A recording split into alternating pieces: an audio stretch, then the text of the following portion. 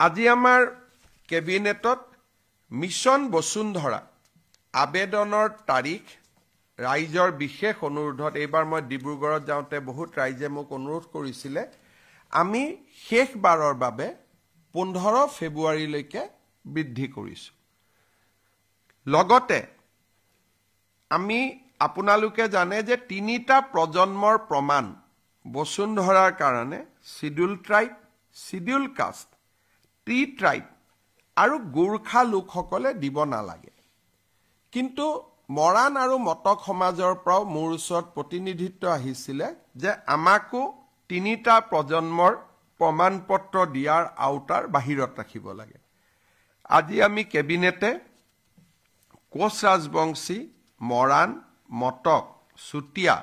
আৰু আহোম সম্প্ৰদায় বা আহোম জনগোষ্ঠীৰ লোকসকলক মিছন বসুন্ধৰা আঁচনিৰ বাবে প্ৰয়োজনীয় তিনিটা প্ৰজন্মৰ আবেদনৰ পৰা তেওঁলোকক এক প্ৰকাৰ ক'ব গ'লে আমি ৰিলিজ কৰি দিছো বা আন ভাষাত ক'ব গ'লে তেওঁলোকে তিনিটা প্ৰজন্মৰ চাৰ্টিফিকেট দিব নালাগে এছটি এছচি আৰু গোৰ্খা তথা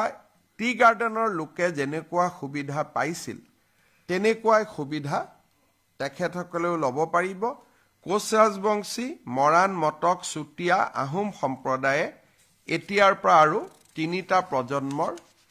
চাৰ্টিফিকেট তেওঁলোকে দিয়াৰ প্ৰয়োজনীয়তা নাথাকিব